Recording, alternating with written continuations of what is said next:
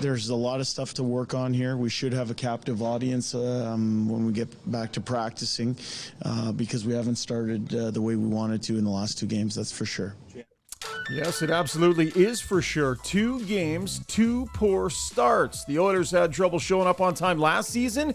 Well, that unsavory trait is rearing its head once again in their game. Welcome to Got Your Back, brought to you by Mr. Dirk. Today on the show, Jason Strudwick and I are going to dig into the Battle of Alberta loss for the Oilers and try and figure out what exactly is going on with this team early on in games and why we are seeing what we are seeing. Want to remind you that Mr. Dirk is an iconic men's clothing store here in Edmonton, founded back in 1939. And if you have never been, you got to check it out. It's just off Y Road in 102nd Street. They got a brand new, beautiful new shop. Mr. Dirk has everything you need for every aspect of your wardrobe. They got a huge lineup of casual clothes, jeans, pants, shirts, sweaters, shoes. And on the more formal side, a great selection of brand name suits, sport coats, and ties. They can do customs. They've got in-house tailoring. Mr. Dirk really is a one-stop shop for all your clothing needs. And we are so happy to have them on board as our title sponsor. As we say, good morning to Jason Strudwick. Struddy, how are you, pal? You were on the road this weekend.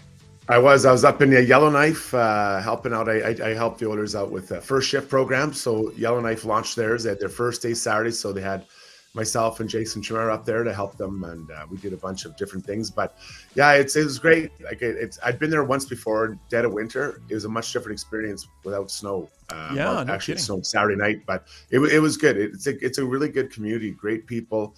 And they love hockey. They love it. And they love the Oilers. There's a few Flames fans, a couple, I don't understand, but a couple of Jets fans there. But I loved it. I absolutely loved it was in and out, but it was a lot of fun. Explain, what's the program exactly that you guys were taking part in? So first shift is something that is done across Canada. And it's worked with NHL clubs. And then obviously Bauer helps out a ton. So for a very reasonable fee, the players get all their equipment. They get six sessions with qualified instructors, including myself, and then or guys like myself, and then they get a voucher for credit to register for hockey next year. So it's a pretty neat program. The Oilers actually followed up with a second shift where guys like Chimera and Pisani take over the great work I've done and getting these kids, a little bit further down the road. So it's a great program. I love it. And I see these kids all over the place at the rinks, and they join into hockey. It can be a bit intimidating for some families, especially first-time hockey families. It's where's all the equipment go? Is equipment expensive? But it gets them in, gets them going, and I love the program. That's awesome, man. That sounds really cool. Yeah. Any stuff like that, where you're helping people find a pathway to play in the game, I think is fantastic. Good for you, man. Yeah, thanks. It's a lot of fun. So I'm having a frustrating morning here, full disclosure. People might notice we don't have Zuby on the show this morning. So I am the technical brains behind the show today. Good. So if it's a technical disaster, we have nobody to cuss out. It's basically just me. First thing when I sat down at my desk this morning, I realized, so I have this headset that I wear, and for people you can watch on YouTube, so you'll be able to see what I'm talking about. For those of you just listening, this won't make much sense, but I got this headset you can see here, Steady. And it's a really good headset. Like, it's dual piece, it's clear. Like, it's one of those ones that, like, musicians wear. Right. And so I love this thing. Like, love it. Sat down to do the show today and realized yesterday when I had finished whatever I was doing, I'd peeled the headset off and thrown it on my desk. Well, this left earpiece went into my coffee mug and was submerged in coffee. So, jeez. So this thing is dead, like dead. Yeah, right. And this is like a couple $100 worth of headset. Sure. So that was crushing because I love these things. So now I can only wear one. It looks cooler. Well, it's throwing me off. So I've only got audio inside in one ear, so it feels like all the levels are off. So there was that. Then, like, on my list of things to do, because we tape early in the morning, like, normally I'll sort of, at least like you, try and clean myself up a little bit, right? Completely forgot to even look at what my hair looked like. So now I've got like this crazy thinning rat's nest of bedhead happening. So I'm a little bit off this morning, pal. Yeah. Oh, you better bring the zip. But you got to make up for it with more zip to your energy, A and little then more zip. hopefully, a little more zip. Yeah, it'll I'll be try fine. not to be too distracted with the technical side of things here. We'll keep her nice and simple. This will be a nice simple episode. Okay, we got lots to get into. Oilers are 1-1 here through a couple of games, but obviously they lost the first edition of the Battle of Alberta. So let's dive right in and break it down. Brought to you, of course, by DLR Vinyl Products. It's beautiful, maintenance-free vinyl fencing and decking materials. And the key is maintenance-free, because a lot of people probably think about their wooden fence or deck and wondering what kind of shape it's going to be in after the snow melts. Well, not with DLR Vinyl Products. You basically, we cleaned up the backyard yesterday, Struddy, and it was so nice knowing as I'm looking at my deck that when the snow melts and we clean the thing off, it's going to look exactly the same. I remember I used to have wood decks. And as soon as the snow would fall, you're like, what's that thing going to look like in 6 months after all the snow and the cold and all of that? And am I going to be sanding? Am I going to be staining? You're probably thinking that about your deck right now, Struds. Yeah, we got to make some changes, but kudos to you for waiting till way too late to clean up your yard. Like, what are you talking about? You roll the dice. It's way too late. You should get it done early October. You're lucky it hasn't snowed. No. You know Amateur why? We hour. got to take advantage of this weather we've had, man. You know how many nights we've been out in the solarium in the last few days because the weather's good enough. We could have eaten dinner on the deck last night. You got to soak it up for every day you can, buddy. Rolling the dice, bud. Rolling the dice. Really? You're going to get burned one of these years. Yeah, way too late. So you wrap it up like August 31st. That's it. Just shut down the Strudwick house. Everything's inside. I actually cut the leaves off the trees in mid-July, so I don't have to worry about it later. Oh, nice. Anyways, give my brother Rick a call here in Edmonton or Rob in Calgary if you want to look into maintenance-free fencing in particular. They've got beautiful maintenance-free fencing. And again, no staining, no painting, nothing like that. Give them a call at DLR Vinyl Products. Okay, 4-3 loss to the Calgary Flames in the one of 3 battles of Alberta this season. Kind of ridiculous that that's the case, but that's the algorithm that the league's got going on over there in the scheduling department. So that's all that Oiler fans are going to get. One visit from the Calgary Flames, and it was a 4-3 loss. Second night in a row, Struds, where starting on time for this team is an issue. What did you see early in the game, and is there a common denominator for you between the last 2 games as to why they're not starting when the puck drops? Easing their way into games. They're easing their way in. And when you're talented like this older group is, there's a confidence about yourselves, a swagger. But you just too often just feel like you can just show up and kind of ease your way in. And I'm not just talking about the big guys. I'm talking about throughout the lineup, the lever of urgency, it doesn't kick in until they get down. And that's a very dangerous game. Just ask the Florida Panthers last year. They were a team, they were known as a team, they would come back, the comeback kids. And I don't think that's a good thing. I think randomly it's okay. But your level of urgency for the drop of the puck has to be ready. So they have to look at the way they're playing, the way they're preparing. This is coaches and players alike, and figure out how to get that urgency up to a 10 when the puck drops instead of the first period instead of the second period. So after the first shift of the first game, or the first couple shifts of the first game, I was kind of like, it didn't look like they were ready, right? Swinging on hits, didn't really bring an intensity level. Well, it was completely different in the first shift of that game. First shift of the game, Kailer Yamamoto goes over and runs over a guy behind the net. I think Evander Kane finished a check really hard. So they brought the requisite physicality early on in the game. To me, that poor start was as much about not so much about intensity and more about crispness and decision making, because the Oilers have not been crisp at even strength this year. The passes have not been tape to tape. The breakouts, the support. It feels like is cutting corners being too hard on them? Cutting corners on details, trying to just get to the offensive zone as opposed to playing that connected game that Jay Woodcroft wants them to play. It feels to me like they're cutting corners at even strength, trying to get to the finish line, and it's not putting in the proper work. Yeah, well, and that's a fair point. But I think when I talk about urgency isn't just running people over, or it is being mentally ready to play the game in all areas of the game, and understand you have to make sure you're strong in your own end, get through the neutral zone, then into the offensive zone. So, and I'm sure we're going to talk about it, but as far as like, puck battles in front of your net, we're talking about getting the puck out on the wall. It's about, making sure that pass is on the tape. Even something as simple as Schauger is changing hard. When the puck comes out of your zone and you're a left wing on your side, you're going to change, get off hard so that guy can get out there sooner. Like all those things. So it's not one thing, but they all add up, and it expresses itself in being down 4-1 before, Clark's echo's even done in the Rogers Place. Yeah. I mean, changing hard it's an issue. We've talked about it before. There's a few culprits that are worse than others. I agree there, and they got into a little bit of trouble with that on one of the goals. Let's get to the Weiss Johnson soundbox here and hear what some of the principals involved were saying. Weiss Johnson, they've got a great 45th anniversary couple of promos going. So for the next 3 months, they're going to be taking nominations. They're going to give away for free, including installation, a brand new furnace or hot water tank to a community organization or a charity that is in need. They're also looking for the oldest furnace in Edmonton, which is a great idea, and they're going to replace that for free as well. So if you know of a community organization or a charity that's in need,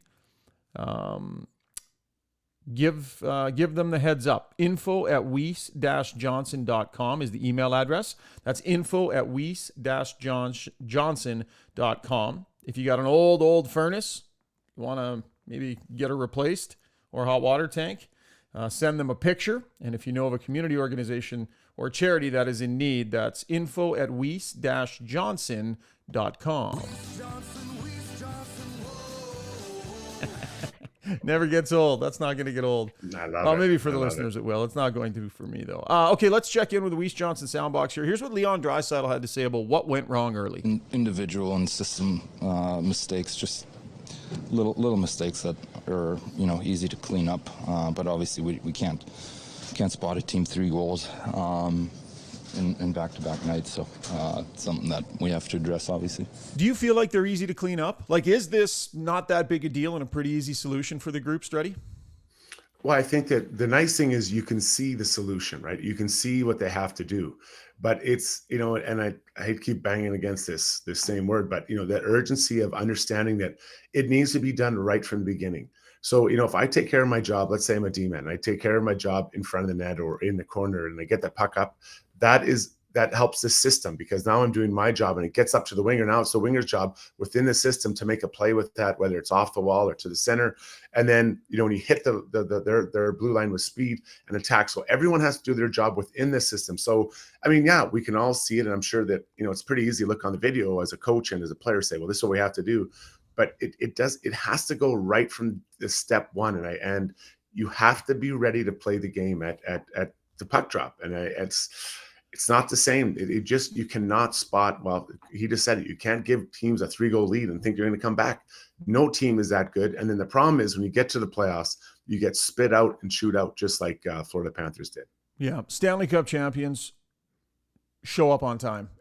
They know how to access their best game early on, and they know how to lay down their best game no matter what 100%. The opposition throws at them. It's like this. It's this skill they develop as a group, and I've covered many Stanley Cup final, and nobody backs their way into Stanley Cup final championships. It just does not happen.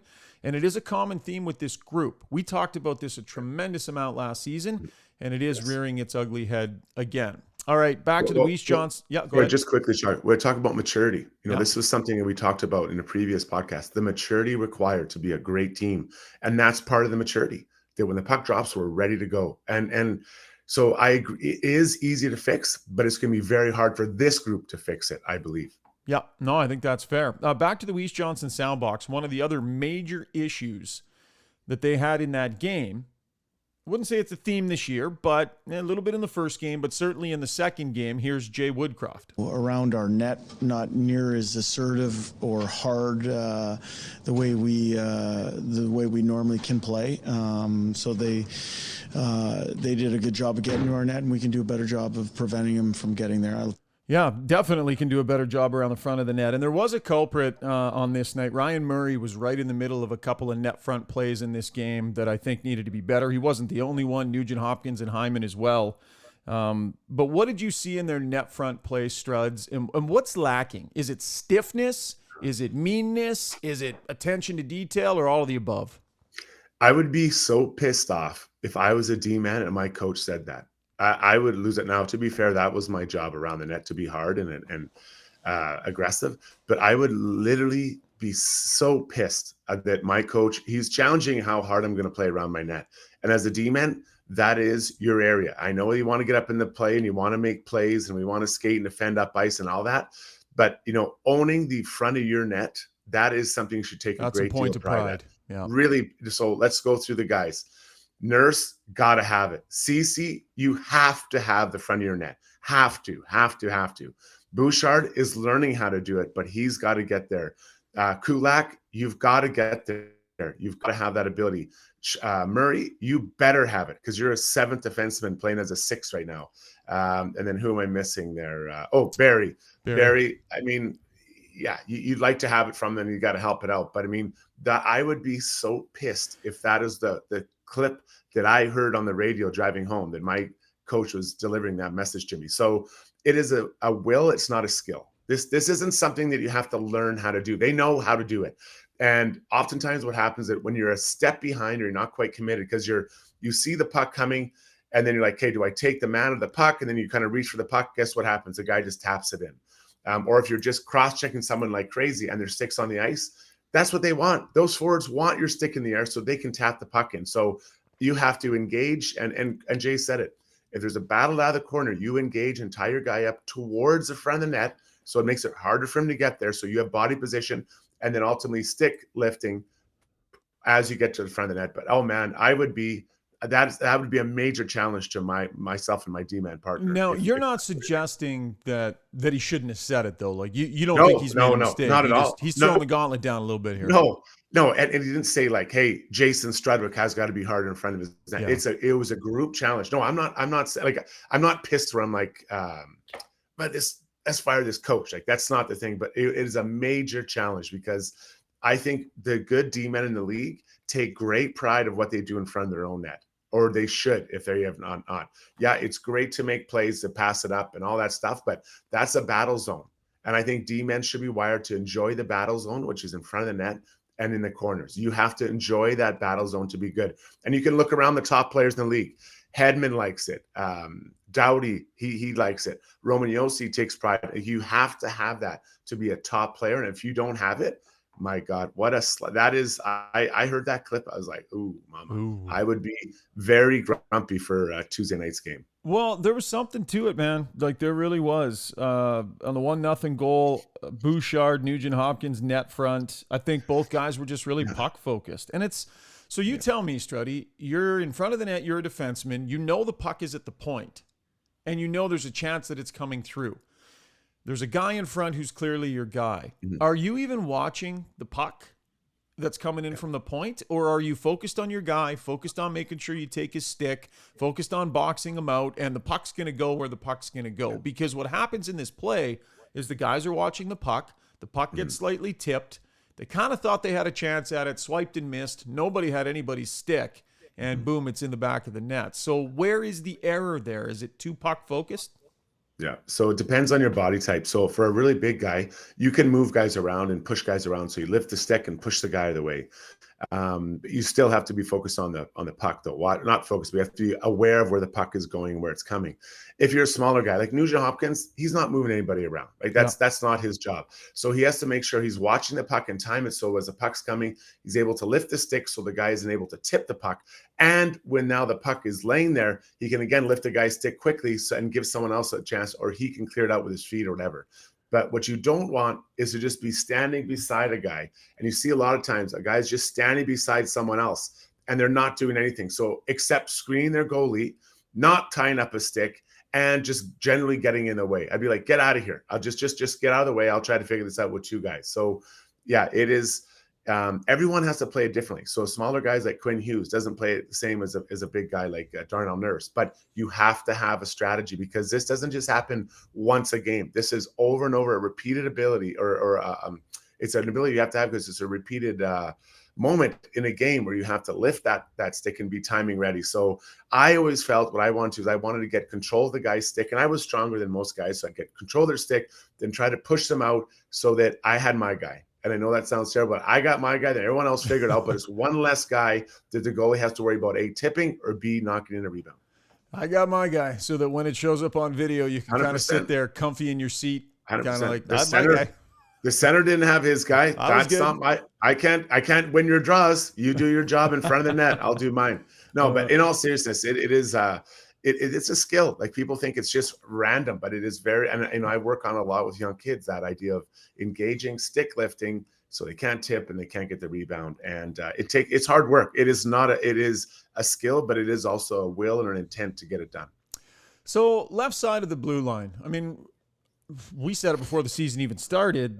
There's no question, if they're going to upgrade, this is where they need to upgrade, right? For them to take a step and be a true, legit cup contender, like get into that next tier of high-end guys, to me, that's where something probably needs to be addressed. I view it more as a trade deadline type acquisition, figure out where you're at in the standings, figure out injuries and all that. And I could see the Oilers looking to load up at that position a little bit later on in the year. But after 2 games here, so I mean, you had the tough play from Kulak falling down that springs Kadri. You got some net front stuff happening with Murray. Broberg wasn't able to make the team out of camp. It feels thin over there on the left side here, Struds. Yeah, I mean, I hear what you're saying, and yeah, that first off, that Kulak one's a killer, because he's, if not your best skating defenseman, he is at the top. And when he blows the wheel, like, oh, mama, what just happened, right? Yeah. So it just felt like so many things went wrong in that game, and I think the demon will be tighter and they'll clean it up a bit. But yeah, I mean, I really think they need an Adam Larson type player somewhere in their 6, right? Yeah. And I think in their 4, bud, in their top 4. Yeah. Sure, in the 4, that's a fair conversation. Who is that? What does he bring? Where do you find him? That's Ken Holland, and maybe we'll talk about that in future episodes. But they need someone with a little bit more like meanness to their game, and I think Darnell's trying to bring that. He's trying to do it, and I think that's the right step for him. I'd like to see it from Cece. I'm not sure why Cece isn't more. He's a very, very strong guy. Why isn't he being more snarly? Physical? He's not snarly. No, he's at not. all. And I get it's not maybe natural for him, and that's fine. But you know what? To be a championship team, everyone has to step out of their comfort zone, and everyone has to bring a little bit more to the table. So I'd like to see a little bit more from him. You know, Kulak, I thought Kulak did it pretty well in the playoffs last year. I didn't think he had it, but he did show it. Bouchard's still trying to figure out. By the way, I don't like him in number 2. I wish he'd go back to number 75. Oh, really? How come? Yeah, I think 75 was a better. I don't like number 2. I don't like the 2 number. I'm sorry. Really? I liked the 75. I thought it looked good on him.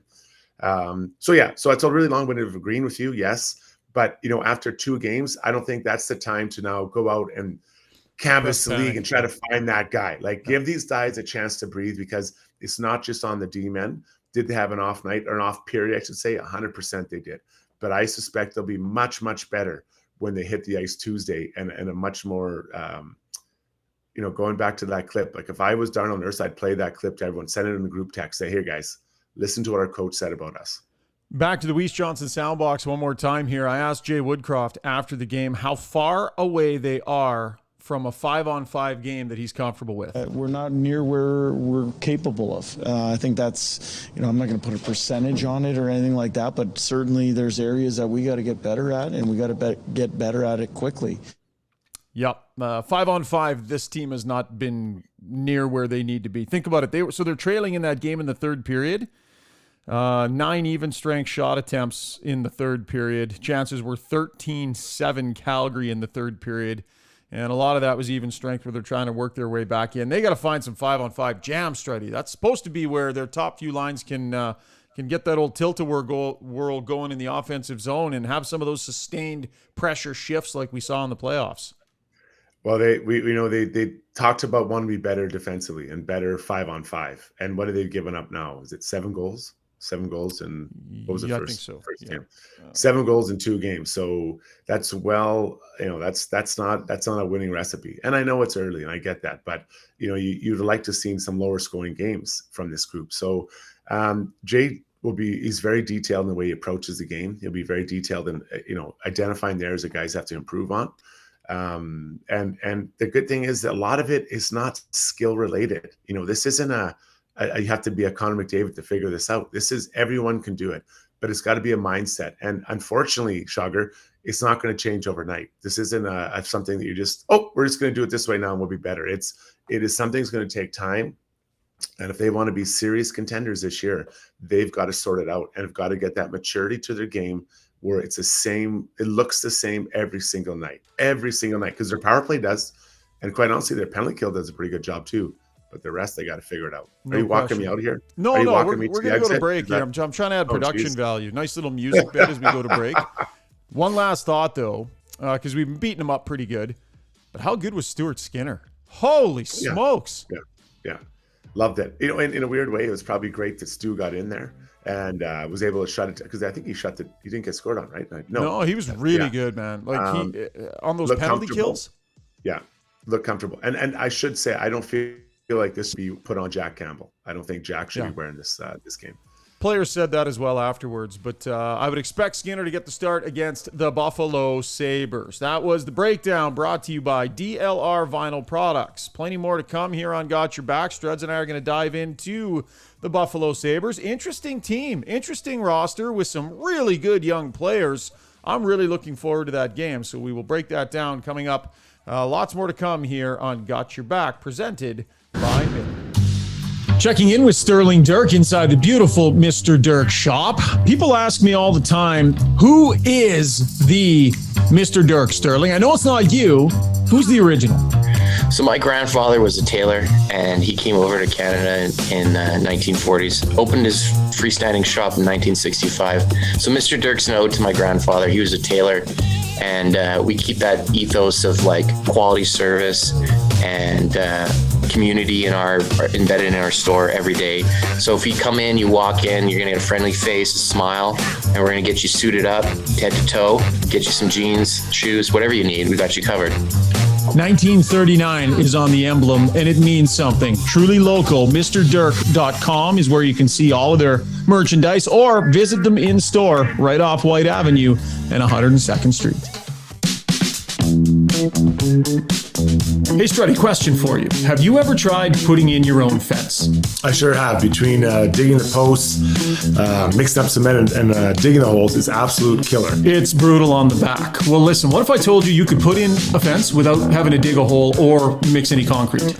I'd be much more likely to come over and help you out. Yeah, well, you're not the first guy I would call, but thank you for that. Listen, my brother's company, DLR Vinyl Products, they've come up with a system where you can actually put high-quality vinyl fence in the ground without having to dig a hole, without having to mix any concrete. They can teach do-it-yourselfers how to do it, and they can also work with contractors who might be looking to start installing vinyl. It's super high-quality product. The great thing about it is that it has fantastic longevity. You put it in, you don't have to worry about staining or sanding or anything like that. I've been lucky enough, Struddy.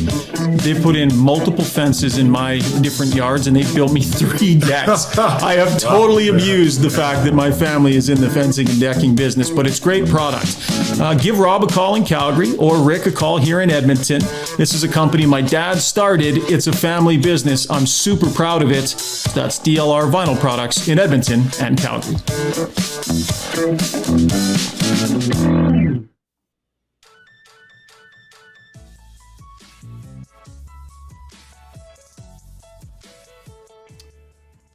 All right, time now for takeaways. Brought to you by Sherwood GMC. Sherwood Buick GMC, that is, just off Baseline Road on the way into Sherwood Park.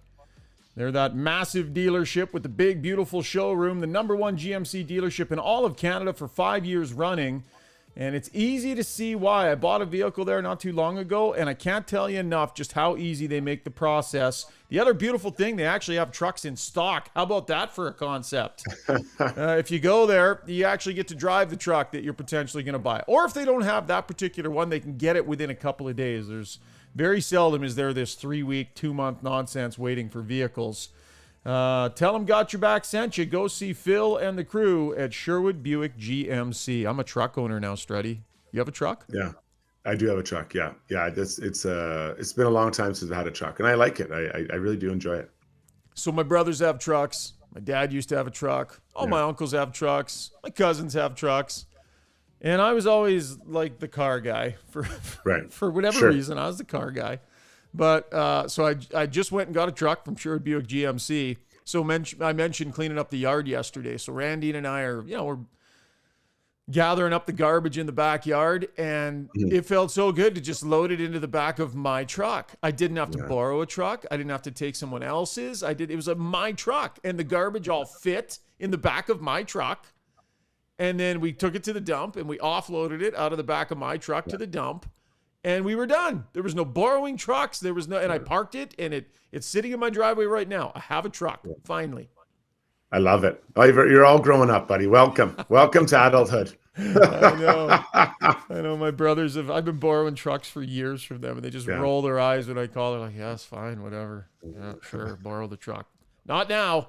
I got the 1500 Sierra Elevation. Oh, buddy.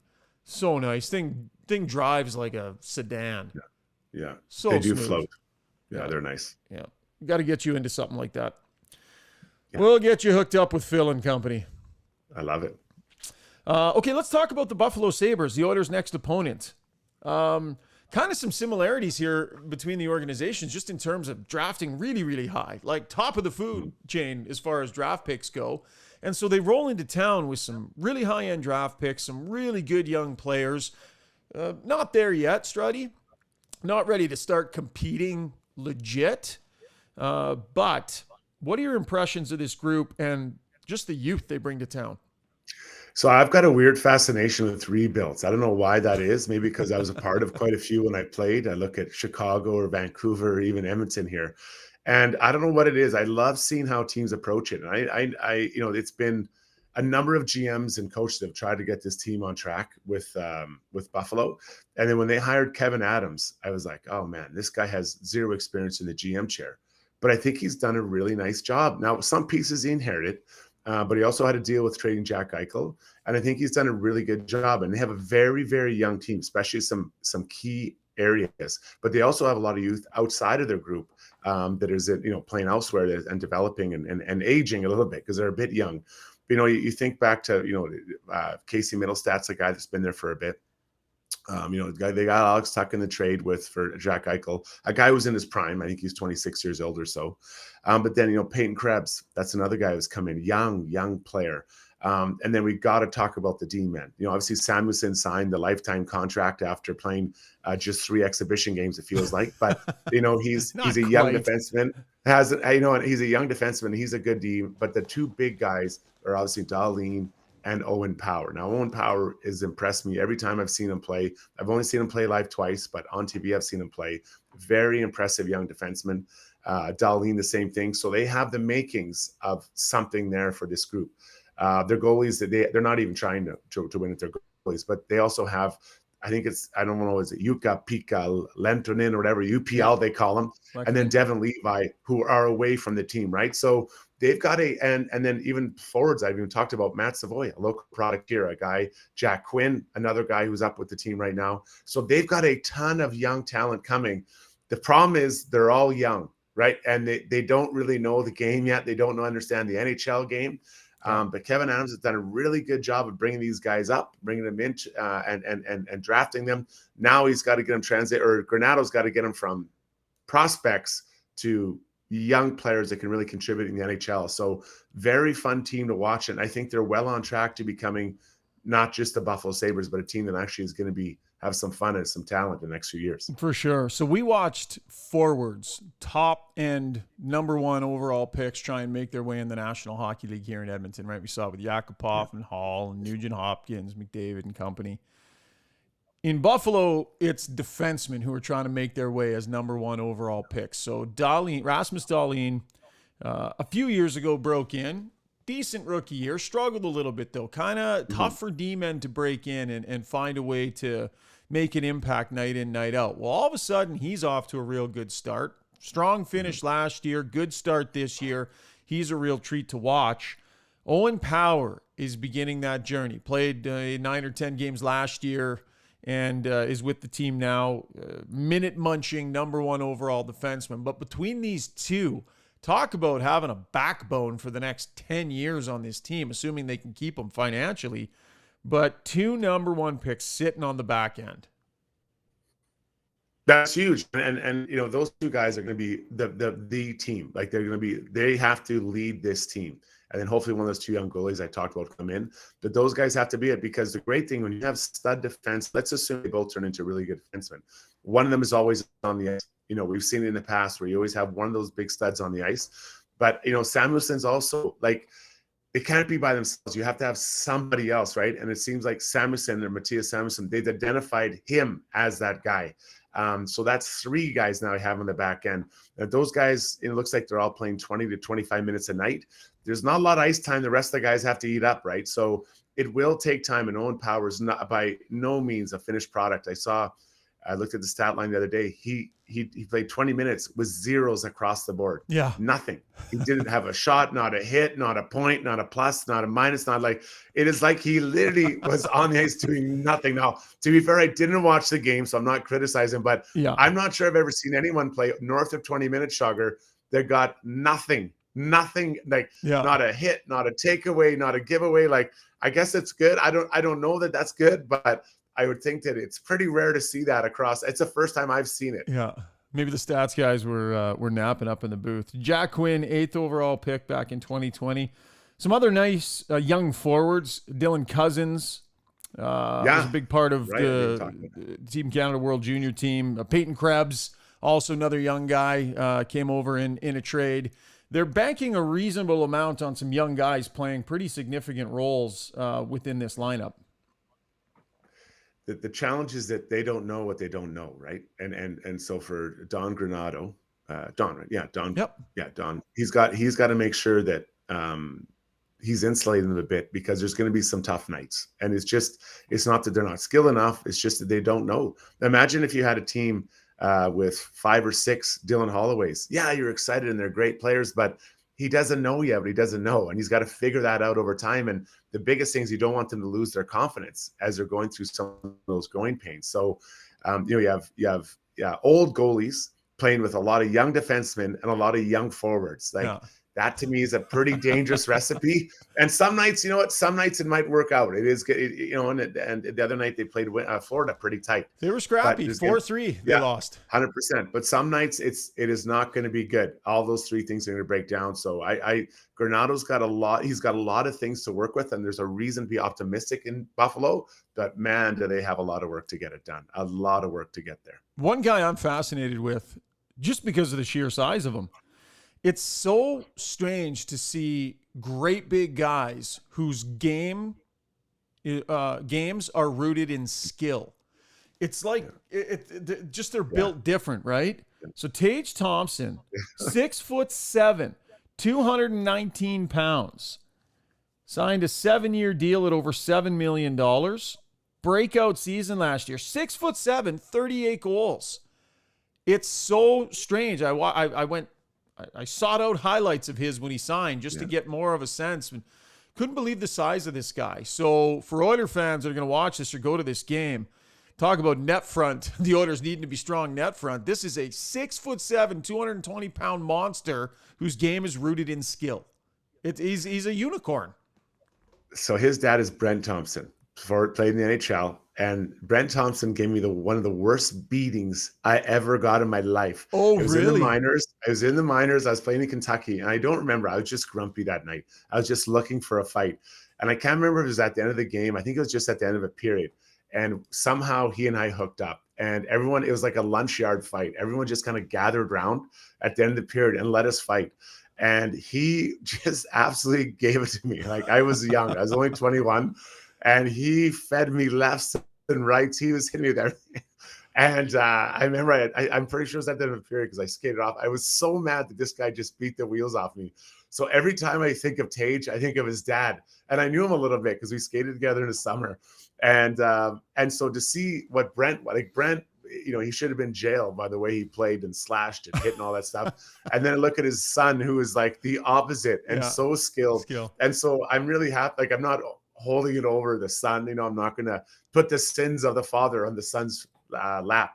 But, Tage is someone I've followed quite closely because remember, he came over from St. Louis for the trade with Ryan O'Reilly, and there was some doubt that it was going to work out, and they had to trade O'Reilly, and they didn't really, Tage Thompson hasn't worked out. Then all of a sudden, poof, he finds all the goals last year. So it is a big guy like that to score. It's a little bit different. Guys I can remember that are that big, maybe like an Eric Daze, that was, nearly that tall, that scored regularly like that. That's going a few years back. But I'm really happy for Tage. He's able to find it because they need some people that can score. Now, can he keep it up this year and get another 30, 35? I'm not sure.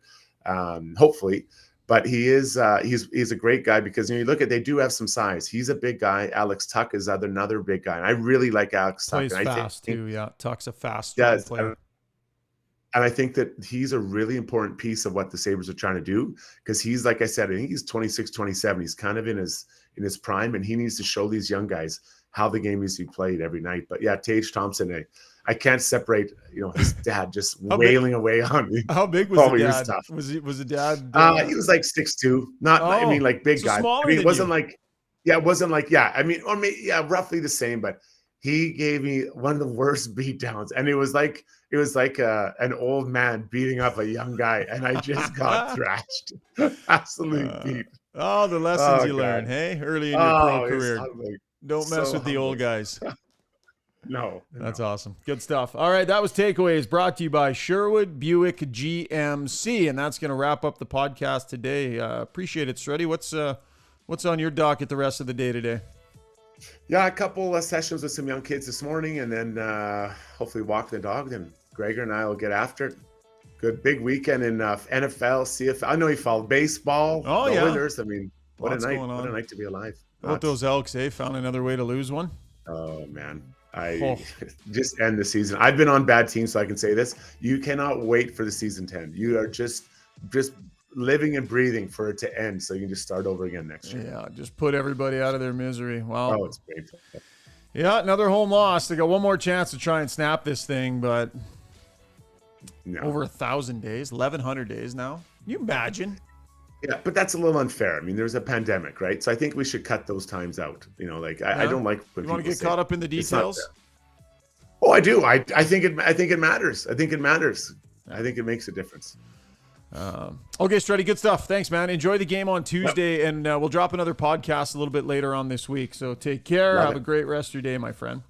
See you guys. All right, thank you, folks, for your downloads and your subscriptions. Big thanks, as always, to our sponsors, Mr. Dirk, our title sponsor, DLR Vinyl Products, Sherwood Buick GMC, and, of course, our good friends over at Weiss Johnson. Enjoy the game against the Buffalo Sabres, and we'll be back to break it all down a little bit later on in the week, folks. Have yourselves a fantastic day. Cheers.